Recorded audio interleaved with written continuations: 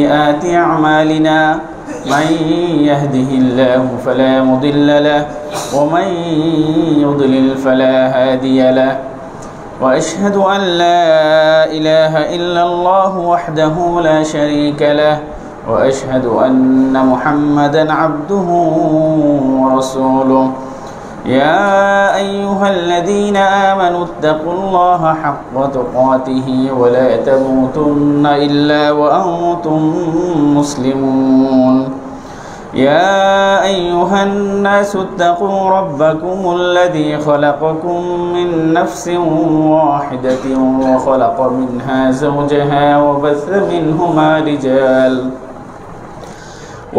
منهما رجالا كثيرا ونساء واتقوا الله الذي تساءلون به والأرحام إن الله كان عليكم رقيبا يا أيها الذين آمنوا اتقوا الله وقولوا قولا سديدا يصلح لكم أعمالكم ويغفر لكم ذنوبكم ومن يطع الله ورسوله فقد فاز فوزا عظيما أما بعد فإن أصدق الحديث كتاب الله وأحسن الهدي هدي محمد صلى الله عليه وسلم وشر الأمور محدثاتها وكل محدثة بدعة وكل بدعة ضلالة وكل ضلالة في النار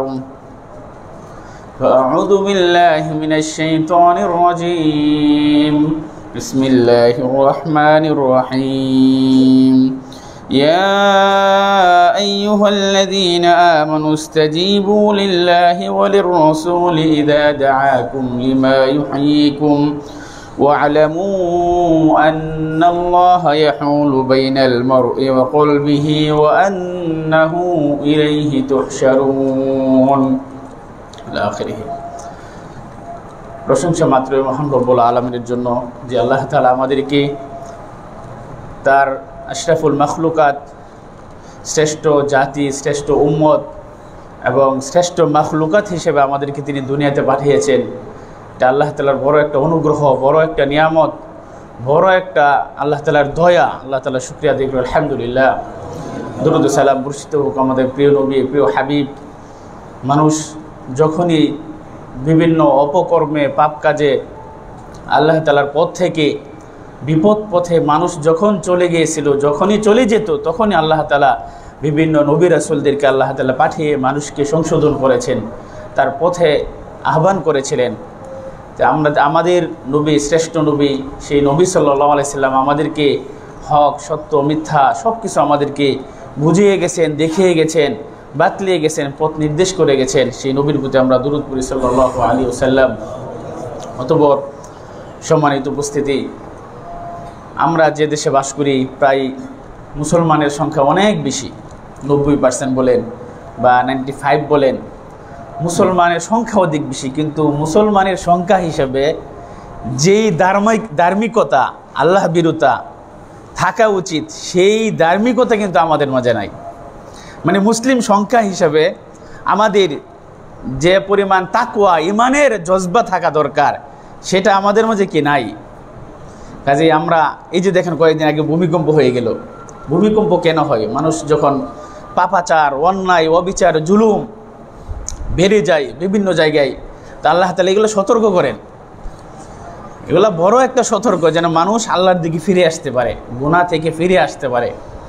তা আমাদের দেশে কয়েকদিন পরে পরে এক একটা করে বিষয় এমনভাবে, মানে বিষয়ের শেষ নাই, সাম্প্রতিক বিষয় একটার পরে একটা ঘটতেই থেকে আসতেই থেকে শেষ নাই। তো আজকে যে বিষয়ে আপনাদের সাথে কথা বলবো সেটা হলো যে আসলে বাদ্য গান বাজনা এগুলা আমরা যুবক যুবতী প্রচুরভাবে নেশাগ্রস্ত হয়ে গেছে। আর আপনারা জানেন যে কিছুদিন আগে আবুল সরকার, যে বাউল এবং বাউল বলেন, লালন গীতি বলেন, বা বাউল লালন গীতি ছাড়াও যারা এই গান বাজনা করে, এগুলা ইসলামে কতটুকু বৈধ, কতটুকু জায়েজ, এগুলা আমাদের সন্তানদেরকে কিভাবে আমরা সতর্ক করতে পারি। আমরা মনে করি যখন আমরা ফ্রি আছি একটু গান শুনলাম, মনটাকে একটু রিফ্রেশ করলাম, আজকের যুবক যুবতীরা এটাই মনে করে যে হাতের মোবাইল, একটু গান শুনলে মনটা ভালো লাগলো, মন খারাপ একটু গান ছাড়া শুরু করলো। অথচ গানটা কত একটা হারাম কাজ। এই বিষয়ে ইনশাল্লাহ আপনাদের সামনে কথা বলবো, আল্লাহ তাআলা সেই তৌফিক কামনা করছি। প্রিয় ভাইয়েরা, আসলে দেখেন আল্লাহ তাআলা বলেন, ইয়া আইয়ুহাল্লাযীনা আমানু ইসতাজীবু লিল্লাহি ওয়া লির-রাসূলি ইযা দাআকুম লিমা ইউহয়িকুম, যে হে ঈমানদারেরা, ইসতাজীবু লিল্লাহি ওয়া লির-রাসূলি, যখন আল্লাহ এবং রাসূল তোমাদেরকে আহ্বান করে তখন তোমরা ডাকে সাড়া দাও। লিমা ইউহয়িকুম, যার মধ্যে তোমাদের জীবন রয়েছে, যে কথা তোমাদেরকে জীবন দিতে পারে। ওয়ালামু আন্নাল্লাহা ইয়াহুলু বাইনাল মারই ওয়া কলবিহি, তোমরা জেনে রাখো বান্দা মানুষ এবং তার কল্ব, এর মাঝে আল্লাহ তাআলা অন্তরায় বা প্রতিবন্ধক হিসেবে রয়েছে। অর্থাৎ আমরা জানি যে আল্লাহ তাআলা আঙ্গুলে মানুষের কল্ব, মানুষের হৃদয় রয়েছে, যখন যেদিকে ইচ্ছে সে ঘুরাই দিতে পারে। প্রিয় ভাইয়েরা, তো আমাদের শেষ ফিরতে কার দিকে? আল্লাহ তাআলার দিকে। এই জন্য আল্লাহ রাসূল দোয়া পড়তেন, ইয়া মুকাল্লিবাল কুলুব সাব্বিত কলবি আলা দীনিক, হে অন্তরের পরিবর্তনকারী। বান্দা এবং কলবের মাঝে রয়েছে কি আল্লাহ, তো অন্তরের পরিবর্তনকারী তুমি আমাকে তোমার দ্বীনের দিকে, ইয়া মুকাল্লিবাল কুলুব সাব্বিত কলবি, আমার হৃদয়টাকে, আমার অন্তরটাকে তোমার দ্বীনের প্রতি সাবিত করে দাও, ইস্তিকামাত করে দাও, স্থির করে দাও, যেন তোমার দ্বীন থেকে আমি বিচ্যুত না হতে পারি, যেন সরে না যেতে পারি। ইয়া মুকাল্লিবাল কুলুব, অন্তরের পরিবর্তনকারী।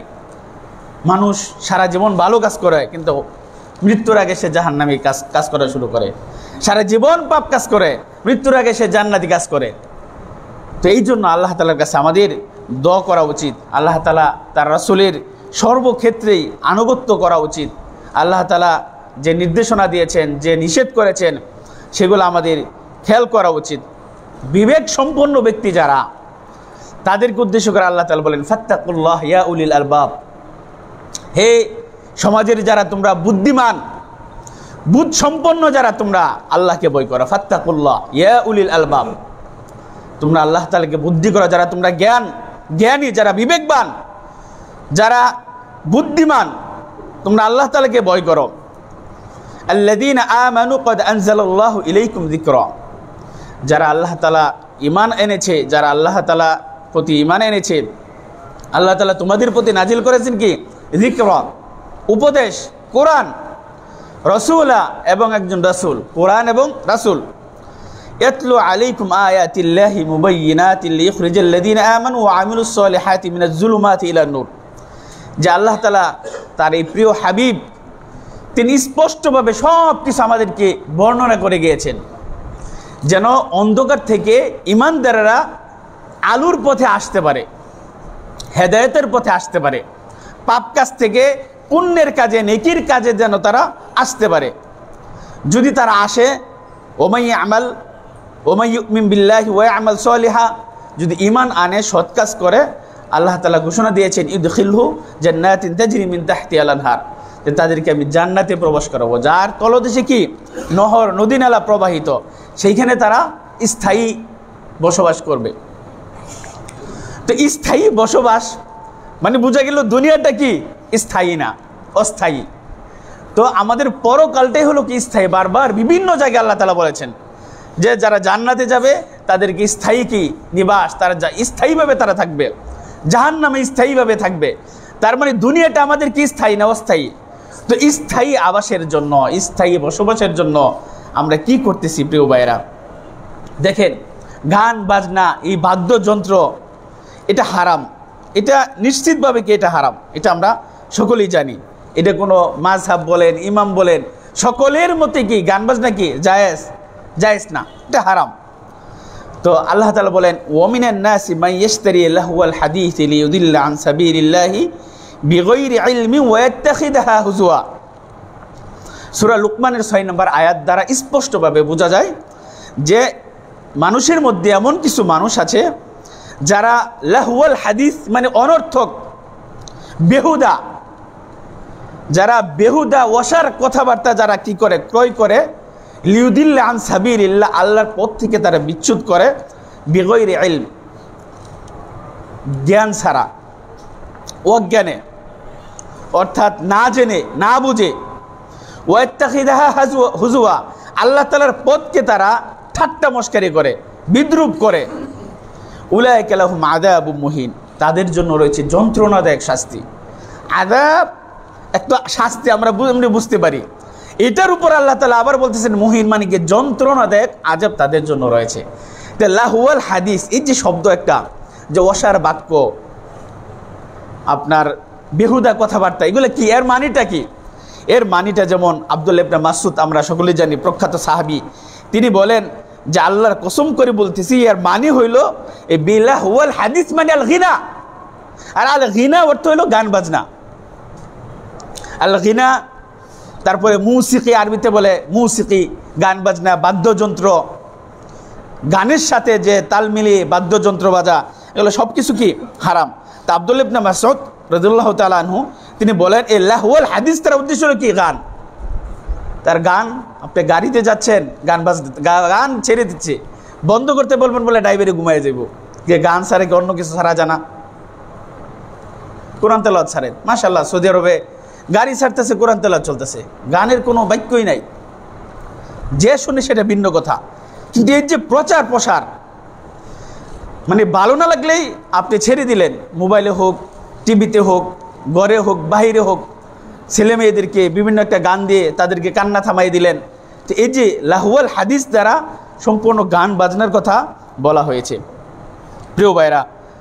এবং আমরা আরও স্পষ্টভাবে যদি বুঝি যে আল্লাহ তাআলা বলেন ওয়াস্তাফজিজ মান ইসতাতা'তা মিনহুম বিসাউতিকা, যে তুমি তোমার কণ্ঠের মাধ্যমে, মানে মানুষের কণ্ঠের মাধ্যমে অন্যদেরকে আকর্ষিত করা যা, অনুধাবিত অনুরাগী করা যা, নিজের দিকে আকর্ষিত করা যায়, এই মানে গানের মাধ্যমে, বাদ্যযন্ত্রের মাধ্যমে।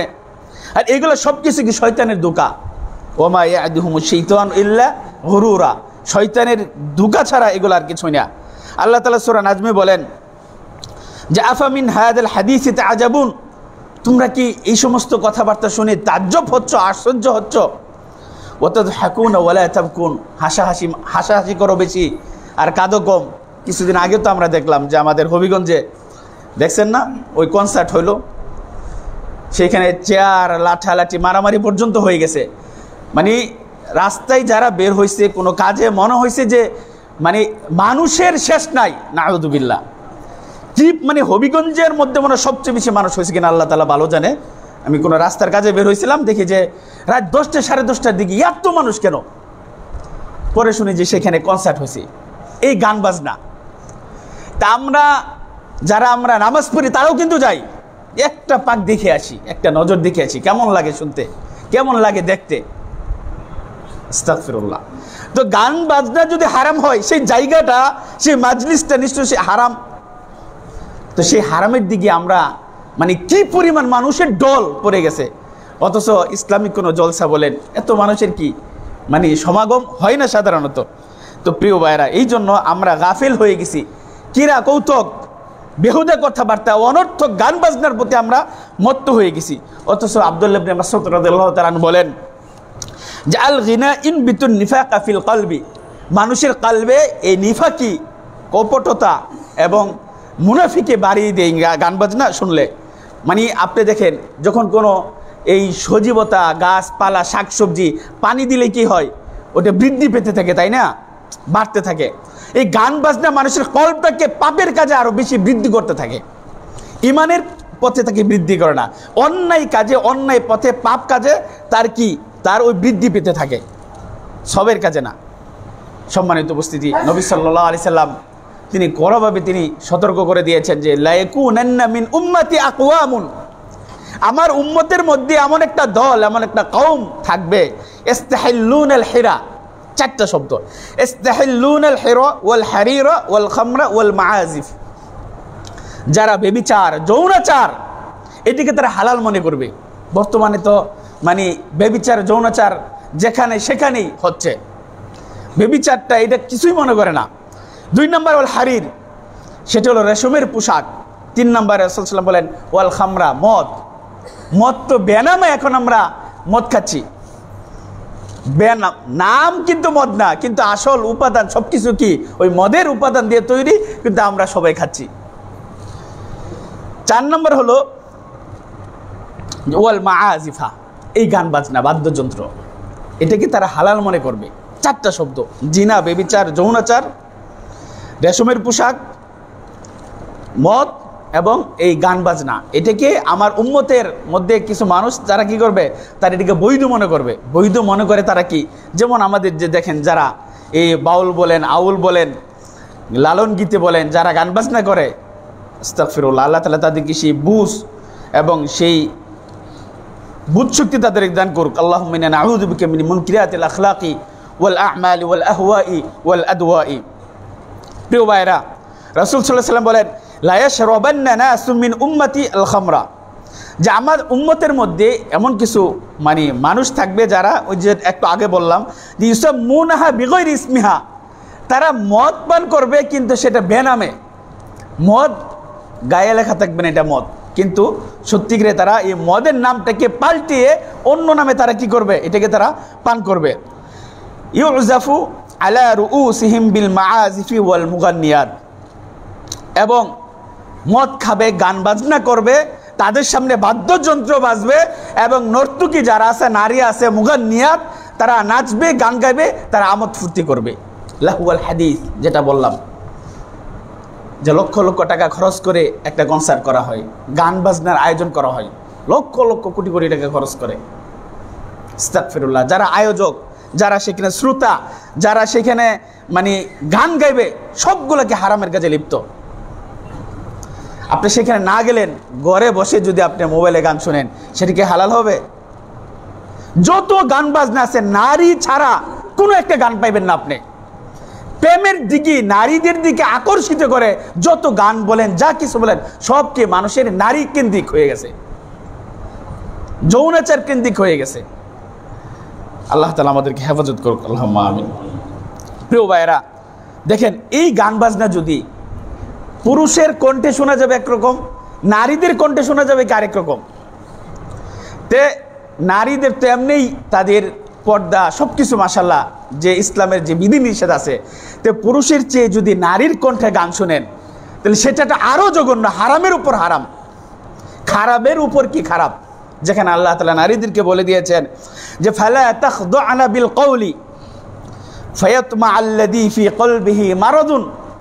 আল্লাহ তাআলা বলেন যে সূরা আহজাবের 32 নম্বর আয়াতে নারীদেরকে উদ্দেশ্য করে বলেন যে তোমরা পরপুরুষের সাথে এমনভাবে কথা বলবে না যে তোমার কথার কারণে যেন পরপুরুষ তোমার দিকে আকৃষ্ট হয়ে যায়। কি আছে না, কথা বললে মনে হয় মানুষের কথাটা পর্যন্ত কি এখানে আল্লাহ তাআলা সতর্ক করে দিয়েছেন। তার যে নারী জাতি যারা আমাদের মা বোন আছে, তাদের কথাটার মধ্যেও একটা কি আছে, আকর্ষণ আছে। এই জন্য আল্লাহ তাআলা বলে দিয়েছেন যে তোমরা পরপুরুষ, যাদের সাথে তোমাদের বিবাহ হারাম, যারা তোমাদের ওই 14 প্রকার যে পুরুষ আছে, তাদেরকে ছাড়া, তাদের সাথেও বা তাদেরকে ছাড়া তোমরা এমনভাবে কথা বলবে না যে তোমাদের প্রতি তাদের লুপ লালসা বা তোমাদের প্রতি তারা আকৃষ্ট হয়। এইভাবে আল্লাহ তাআলা কথা বলতে নিয়েছেন। যাদের অন্তরে কি আছে, মারাদ, ফি কলবিহি মারাদ। সকল মানুষ একরকম না, সকল মানুষের ইমানকে একরকম, সকল মানুষের ইমানকে একরকম, কারো বেশি, কারো কম, কারো মাঝারি, এক এক ধরনের মানুষের ইমান এক এক রকম। এই জন্য আল্লাহ তাআলা বলেন যে যার ভিতরে একটু কি ইমানের দুর্বলতা আছে, যেগুলো পাপ কাজে লিপ্ত হয়, তারা কি তোমার এই কথায় লিপ্ত হয়ে যাবে। এই জন্য তো ইফটিজিং বলেন, বিভিন্ন আমরা দেখি কি এই যে দর্শন বলেন, ব্যভিচার বলেন, কেন বাড়ে? নারীরা তাদেরকে, পুরুষদেরকে নিজেদের দিকে কথার মাধ্যমে, বিভিন্ন অঙ্গ ভঙ্গিমা দেখানোর মাধ্যমে আকৃষ্ট করে, গানের মাধ্যমে আকৃষ্ট করে। এই জন্য আল্লাহ তাআলা বলেন ওয়াকুল্লা কওলাম মা'রুফা, কিন্তু কথা বলতে হবে ভালোভাবে, ভদ্র ভাষায়, নম্র ভাষায়, কিন্তু নিজেদের দিকে আকৃষ্ট করা যাবে না। সম্মানিত উপস্থিতি, তো যে বিষয়ে বলতেছিলাম যে বর্তমানে আমাদের যে বাউল বা আবুল সরকার, এই বিষয়ে কিছু কথা বলবো যে আসলে বাউল কারা, বাউল সাধক কারা। যারা বাংলার সুফিবাদের গান বা দেহতত্ত্ব প্রবৃত্তি যারা কি প্রচার করে। বাউল বলতে আমরা বুঝি যে এক ধরনের একটা শ্রেণী, একটা গোষ্ঠী, একটা সংখ্যা যারা কি গানের মাধ্যমে কি একতারা নিয়ে তারা কি গান করে বেলায়, দেশ থেকে দেশান্তর তারা ঘোরাফেরা করে। তাদের বিভিন্ন আখড়া আছে, আখড়া বলতে মাজার, যেমন লালন গীতি বা লালন শাহর মাজার, সেইখানে দেখবেন বাউলদের কি মেন কেন্দ্র হয়েছে কি ওই লালন শাহ। তো বাউলদের মধ্যে দুইটা প্রকার, একটা হলো যে গৃহত্যাগী বাউল, আরেকটা হলো কি সংসারী, মানে একটা হচ্ছে কি সংসার যাদের কোনো সংসার নাই, আরেক প্রকার বাউল হলো যারা কি যারা সংসারী, যাদের পরিবার আছে। তো বাউলদের মধ্যে যারা সংসার বৈরাগী, যারা একদম দেশ থেকে দেশান্তর বিভিন্ন জায়গায় ঘোরাফেরা করে, এরা আবার খেলাফত পায়। এদের মধ্যে কি আছে? খেলাফতি আছে। যারা খেলাফত পায় তাদেরকে বলে বেগ বা আপনার তাদেরকে বলা হয় তেগি বা বেগদারি বাউল, এদেরকে বলা হয় বেগদারি বাউল। তো এই বেগদারি বাউল বাংলাদেশে প্রায় এখন বর্তমানে 5,000-এর অধিক। 1990-এর আগে প্রায় 1,000 খানিক ছিল।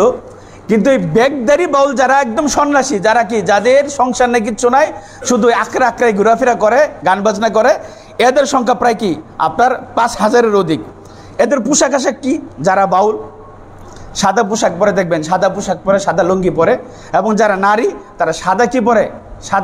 সাদা শাড়ি পরে বা সাদা উড়না পরে, আর বিখ্যাত ঝুলি নিয়ে থাকে, তারা কি ঘোরাফেরা করে। তো যারা এই বৈরাগী, যারা মানে গৃহত্যাগী যারা, তাদেরকে বলা হয় আপনার বেগদারি বাউল। আর যারা নারী তাদেরকে বলা হয় সেবাদাসী, সেবাদাসী বাউল। নারীদের মধ্যেও কি এই আছে আপনার। তো এটা গেল কি যারা সংসার নাই, যাদের যারা গৃহত্যাগী।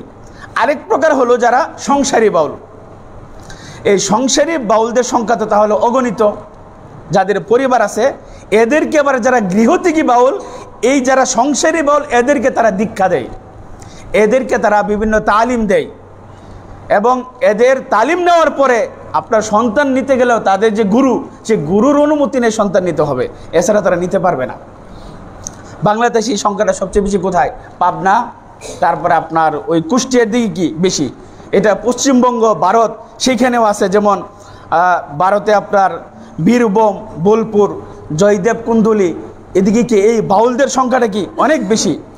এদের মেইন যেটা ধর্ম বা যারা তার দর্শন, সেটা হলো সুফিবাদ, প্রচার প্রসার করা, বৈষ্ণব ধর্ম। বাউলদের সবচেয়ে গুরুত্ব তারা যেটা দেয় আত্মাকে। তাদের কথা হলো যে আত্মাকে জানলে পরমাত্মাকে জানা হবে, মানে সৃষ্টিকর্তাকে জানা হবে। আত্মাকে জানলে পরমাত্মাকে জানা হবে, এটা হলো তাদের কি মেইন যেটা বিষয়। এবং বাউলদের যে সাধক বা বাউল সাধকদের শিরোমণি যাকে মনে করা হয়, সে কে? ফকির লালন শাহ, যেটা কুষ্টিয়াতে আপনারা সকলেই জানেন। কিছুদিন আগে লালন শাহর যেটা মেলা হয়ে গেল, সেই লালন শাহর মেলাতে কি না হয়। এবং লালন শাহকে তারা সাইজি নামে জানে, মানে তাদের পরিভাষায় সাইজি বললেই কাকে বোঝাবে? লালন শাহকে বোঝাবে। এবং সাইজির কালাম বলা হয়। লালন শাহর যে কথাবার্তা, ওর যে গান বাজনা, ওর যে যত কথা আছে, এটাকে বলা হয় কি সাইজির কালাম। আমরা বলি কি কালামুল্লাহ, আল্লাহ তাআলার কথা, তারা বলে কি সাইজির কালাম, সাইজির কথা। আল্লাহ তাআলা হেফাজত করুক। তাদের কর্মকাণ্ড কি দেখেন, গান বলেন, বাজনা বলেন, তারপরে মদ, গাঁজা, এগুলো তো ব্যাপকভাবে। গাঁজাটাকে তারা কি মনে করে? সিদ্ধি, এটাকে বলে তারা সিদ্ধি, তাদের পরিভাষায় যে সিদ্ধি খা তারা। এবং ওই যে গাছ যেটা হয়, গাছ যেহেতু বৈধ, হালাল, এটা হালাল, আল্লাহ তাআলা এটার সৃষ্টি, মদ না খাক, কিন্তু তারা ওই যে গাছে গাঁজায় পাতা যেটা আর কি, এটাকে তারা কি বৈধ মনে করে, সিদ্ধি মনে করে। তো সেইখানে দেখেন নারী পুরুষের অবাধ মেলামেশা, কোথায় পর্দা, কোথায় যৌনাচার, অভাব নাই। সারা দেশের সকল সাধক যারা আছে সেইখানে মনে হয় তারা কি একত্রিত হয়ে যা। এদের মধ্যে আরও কিছু মানে বিশ্বাস আছে, বাংলাদেশে আছে কিনা আল্লাহু আলাম। আমি যেটা মানে গাটাগাটি করে পাইলাম যে কুমারী মেয়েদের তাদের পরিভাষায় রজ পান করলে রোগ, শরীরের যে রোগ প্রতিরোধ ক্ষমতা এটা বেড়ে যায়। নারীদের রজ বলতে কি অনেকে বুঝবেন না, এটা হলো কুমারী নারী যারা এখনো মানে সাবালিক হয় না, সাবালিক হবে, অর্থাৎ রজের অর্থ হইল মাসিক, মানে কুমারী মেয়েদের মাসিক যদি তারা সেবন করে বা খায়, এটা তাদের রোগ প্রতিরোধ ক্ষমতা বাড়ে। বাংলাদেশে আসে কিনা আল্লাহু আলাম, এটা আমি পড়ছি আর কি। তারপরে তাদের আরও কিছু আকিদা আছে, যেমন মল মূত্র বীর্য এটা দিয়ে তারা একটা প্রেম বাজা নামক একটা পদার্থ তৈরি করে, এটা তারা খা সেবন করে। তাদের মধ্যে এগুলো কি ব্যাপকভাবে এটা তাদের মাঝে ব্যাপকভাবে পরিচিত আর কি। আর ওই বাউল যারা আছে, বাউল সাধক, এই একজন বাউল সাধক আর নারীদেরকে বলা হয় কি সেবাদাসী। একজন বাউল সাধক অধিক সেবাদাসী নারীদেরকে তারা রাখতে পারবে, অথচ তারা কি অবিবাহিত। যারা বেগদারি বাউল তারা অনেক সেবাদাসী নারীদেরকে তারা কি রাখতে পারবে, ব্যবহার করতে পারবে। এই হলো বাউলদের কি তাদের আকীদা। কিছুদিন আগে দেখলাম যে কিছু নারী বাউল যারা আছে, যে পুরুষের ঘরে না গেলে তারা ওই গান বাজনা করতে পারে না। পুরুষ বাউলদেরকে সময় না দিলে, অর্থাৎ তাদের বিছানায় না গেলে তাদেরকে কি করে না, তাদেরকে সেই সময় দেয় না গান বাজনা বা বিভিন্ন কনসার্টে নিয়ে যায় না। নাউযুবিল্লাহ। এই হলো কি বাউলদের আখড়া। তো যেখানেই মাজার আছে, এই বাউলদের আখড়া আছে, সেখানে কি হয় দেখেন, মদ গাঁজা ব্যভিচার যৌনাচার ইফটিজিং ছাড়া কিছু। সারাদিন মানুষ টাকা, এই দেখবেন যারা রিক্সা চালা, অটো চালা, ভ্যান চালা, সারাদিন টাকা রোজগার করে, সন্ধ্যা বেলায় গিয়া এই টাকাগুলো কোথায় সেখানে ঢেলে আসে, গান বাজনা শুনে সেখানে আমোদ ফুর্তি করে। এই কি এগুলো সব কি তারা সেখানে কি রেখে আসে। বর্তমানে যে আবুল সরকারের যে পরিচিত, কেন আবুল সরকারের কিছু কিছু কথা, এমন কথা আপনি শুনলে আশ্চর্য হয়ে যাবেন। তার একটা কথা শুনলাম যে আল্লাহ কি কয় গুহা মাথা, গুহা কি কথাটা, যে গুহা মাথা কিছুই বুঝি না, গুহা মাথা, যে আল্লাহর কথার গুহা মাথা কিছুই বুঝি না। নাউযুবিল্লাহ। গুহা মাথা বুঝছেন, পাছার মাথা। আল্লাহর কথার, আল্লাহ কোরআনে এক এক সময় এক এক কথা বলে। কখনো বলে যে তিনি নূর আগে সৃষ্টি করছেন, কলম আগে সৃষ্টি করছেন, তার ইশক আগে সৃষ্টি করছেন, তিনি ফেরেশতা নূর বিভিন্ন রূহ আগে সৃষ্টি করছেন।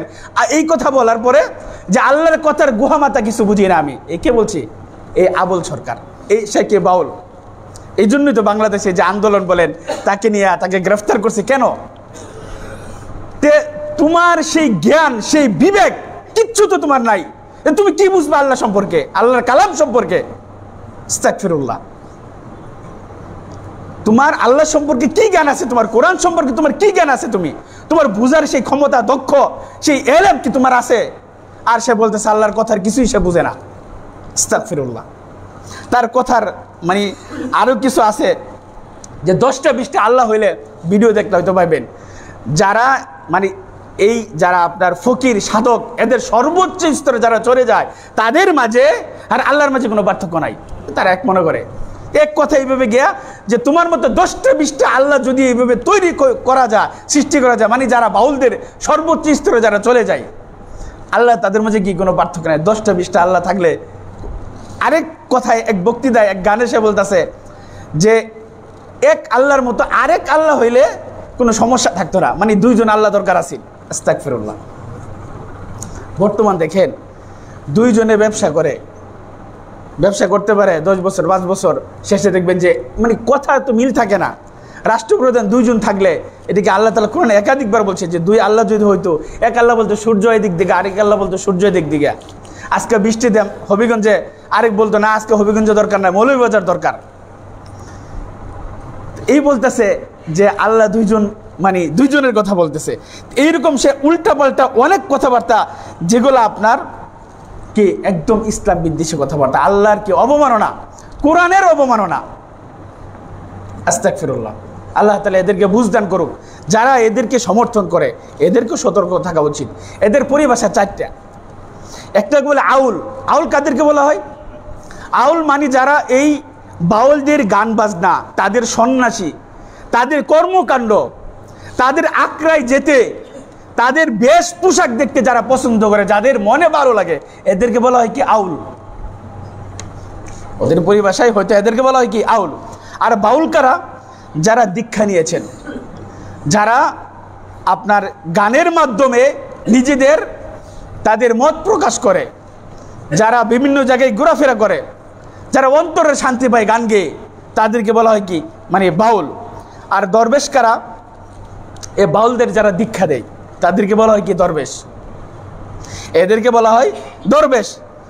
এবং পার্থিব জীবনের এদের কোনো আশা নাই, তাদের আর কি যেটা পরিভাষায় যে পার্থিব জীবনের কোনো কিছুর প্রতি তাদের কি কোনো আকর্ষণ নাই।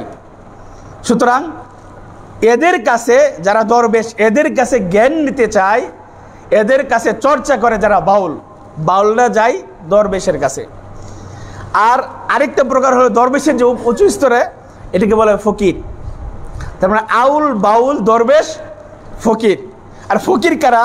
ফকির যারা পার্থিব সমস্ত সব কিছু কি তারা কি আপনার যারা অর্থাৎ তাদের ওই কর্মকাণ্ডে সর্বোচ্চ স্তরে যে চলে গেছে তাকে বলা হয় ফকির। এই হলো তাদের কি পরিভাষা।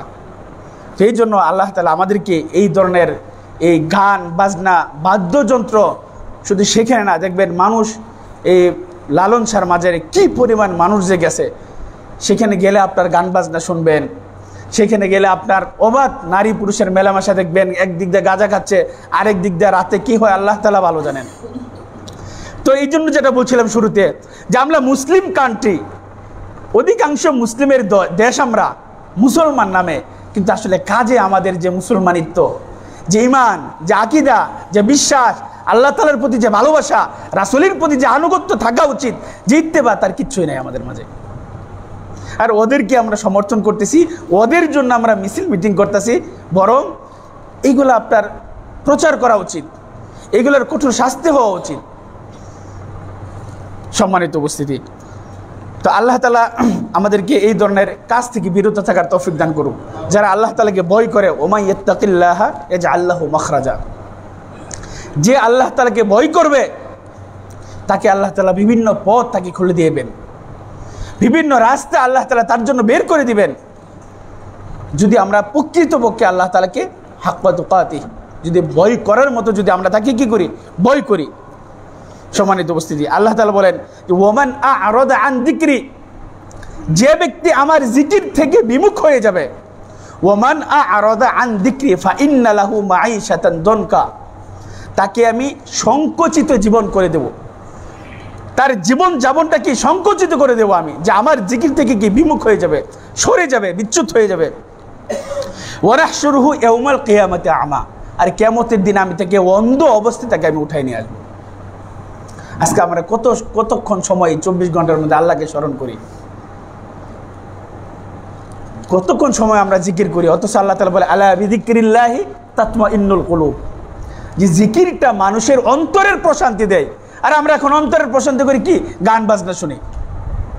গান বাজনা শুনে আমরা মনে হয় যে আমাদের অন্তরকে প্রশান্তি পাচ্ছে, অথচ না, পাপের সমস্ত কাজ দরজায় খুলে দেয় গান বাজনা। তো গান বাজনাকে যদি আপনি বন্ধ করেন, তাহলে পাপ কাজ থেকে আপনি বেঁচে থাকতে পারবেন।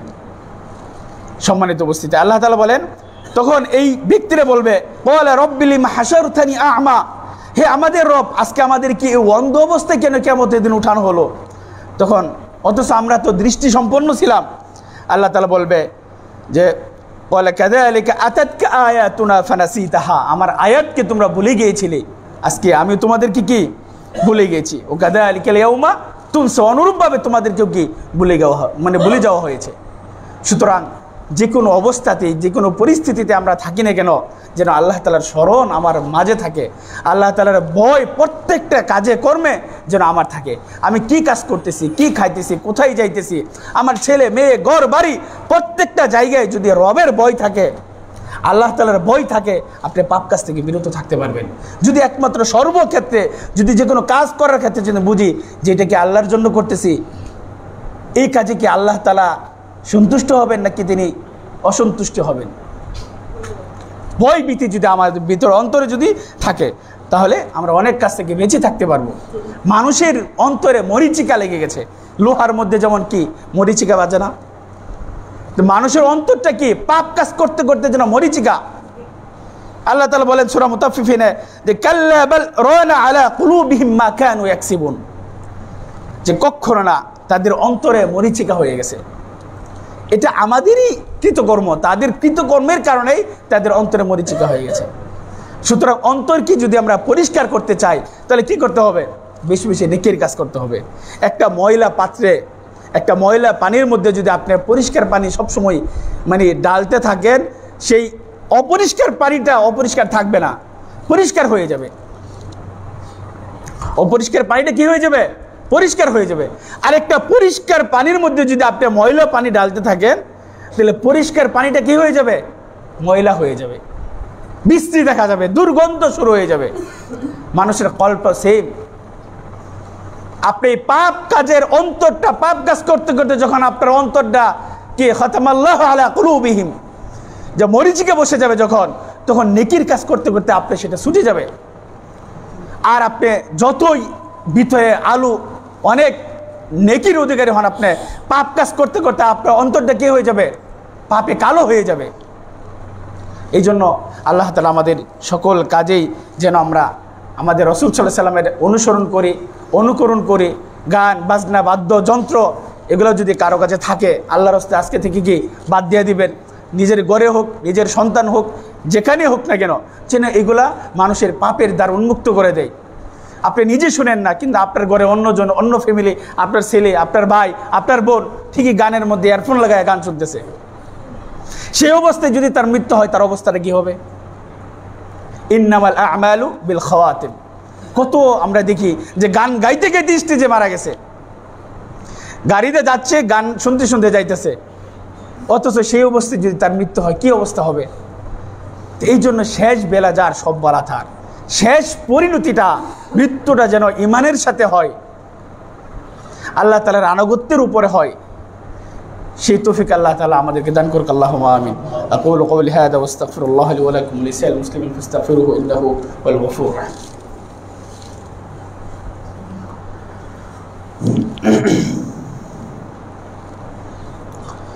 الحمد لله حمدا كثيرا طيبا مباركا فيه كما يحب ربنا ويرضى، واشهد ان لا اله الا الله وحده لا شريك له، واشهد ان محمدا عبده ورسوله صلى الله عليه وعلى اله واصحابه ومن اهتدى بهداهم الى يوم الدين. ان الله وملائكته يصلون على النبي يا ايها الذين امنوا صلوا عليه وسلموا تسليما. اللهم صل على محمد وعلى ال محمد كما صليت على ابراهيم وعلى آل إبراهيم إنك حميد مجيد. اللهم بارك على محمد وعلى آل محمد كما باركت على إبراهيم وعلى آل إبراهيم إنك حميد مجيد.